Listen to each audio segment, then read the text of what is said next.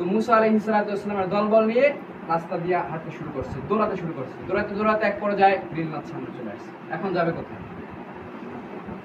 তো আল্লাহ বলতেছেন, ওয়াইন ফারাকনা বিকুমুল বাহরা ফাআনজাইনাকুম মিন আলি ফিরাউন, যখন ফিরাউন সম্প্রদায় তোমাদেরকে পিছনে ধাওয়া করলো, তখন আমি নীল নদের মধ্যে রাস্তা করে দিলাম, 12টা রাস্তা। বলি সুবহানাল্লাহ। কার্পেটিং রাস্তা, এমনি রাস্তা না, মাটির রাস্তা না, কার্পেটিং রাস্তা, শক্ত রাস্তা। ধাবর দেওয়ার সঙ্গে সঙ্গে মুসা আলাইহিস সালাম দলবল নিয়ে ওপার চলে গেলেন। তো ফিরাউন সম্প্রদায় চিন্তা করলো রাস্তা তো হয়ে গেছে, আমাদের যাইতে কোনো অসুবিধা আছে? অসুবিধা নাই, রাস্তা তো সোজা, ক্লিয়ার, ধাওয়া করছে।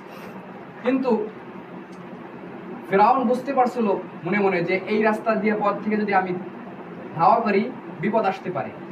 ফিরাউন একজন জ্ঞানী লোক ছিল, যদিও আল্লাহকে মানতো না, কিন্তু কি জ্ঞানী লোক ছিল, বুদ্ধিমান লোক ছিল, নাইলে কিভাবে ও পুরা রাষ্ট্রের শাসন করছে। 4 জন লোক পুরা পৃথিবীর মধ্যে শাসন করছে, তার মধ্যে ফিরাউন একজন, পুরা পৃথিবীর মধ্যে। তো উনি যাওয়ার চাইছিল না, কিন্তু আল্লাহর এমন একটি কুদরত, মুসা আলাইহিস সালাম যে ঘোড়ার মধ্যে ছিল ওইটা ছিল একটা আপনার মহিলা ঘোড়া, আর ফিরাউন যে ঘোড়াটার মধ্যে বসা ছিল ওটা ছিল একটা কি পুরুষ ঘোড়া। তো মহিলা ঘোড়াকে দেখার সঙ্গে সঙ্গে পুরুষ ঘোড়ার শক্তি বেড়ে গেছে, ও নদীর মধ্যে ঝাঁপ দিয়েছে, মানে রাস্তার উপর শুরু করেছে চলা।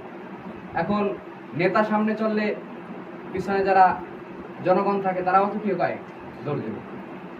মাঝপথে যখন গেল আল্লাহ তাআলার হুকুমে রাস্তা ভেঙে গেল, সাথে সাথে সমস্ত মানুষ, সমস্ত জনগণ ফিরাউন সহ ডুবে গেল।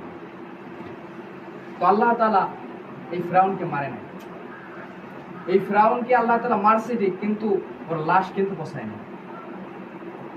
একটা কথা মনে রাখবেন, একটা জিনিস হলো, একটা লোক যদি এই যে ফিরাউনকে যে পৌঁছায় নাই, এর একটা কারণ আছে। এখন বলবেন যে ফিরাউনকেও তো পৌঁছায় নাই, ফিরাউনের লাশ পৌঁছলো না, আমার নবীর লাশ কিন্তু পৌঁছে না। ওলি আউলিয়া, গাউস কুতুব এবং নবী যারা আছে, তাদের শহীদ যারা আছে, এদের লাশ কখনো পৌঁছে না। এদের লাশ থেকে তাজা, এদের লাশ থাকে কি মাটিতে, এদের লাশ খায় না। তো বলতে পারেন যে নবী মুহাম্মদ সাল্লাল্লাহু আলাইহি সাল্লাম তার লাশও মাটিতে পচাইলো না, ফিরাউনের লাশও পচাইলো না, এর কারণ।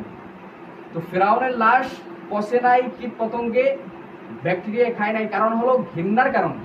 কিসের কারণে? ঘৃণার কারণে। মাখলুক পর্যন্ত ফিরাউনকে ঘৃণা করছে। আর আমার নবী লাশ পচে না, কোনো মাখলুক খায় না, কিসের কারণে? মাটিতে খায় না, কিসের কারণে? সম্মানের কারণে। কিসের কারণে? একটা প্রশ্নের জবাব তো পাইলেন।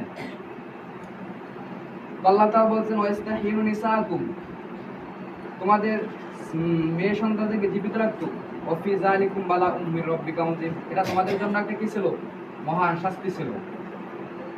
ওয়াইন ফারাকনা বিকুমুল বাহরা ফাআনজাইনাকুম ওয়া আগরাকনা আলা ফিরআউন ওয়া আনতুম তানজুরুন, এই যে 12টা রাস্তা করে দিলাম, এই যে রাস্তা করে দিলাম, এটা তোমরা স্বচক্ষে দেখেছিলে। বনী ইসরাঈলদেরকে আল্লাহ বলতেছেন, এটা তোমরা স্বচক্ষে দেখেছিলে, এতে কোনো সন্দেহ নাই। ওয়াইন ওয়া'আদনা মুসা 40 লাইলাতান সুম্মা তাখাযাতুমুল ইজলা মিন বাদি ওয়া আনতুম মুসলিমুন, আল্লাহ তাআলা বলছেন।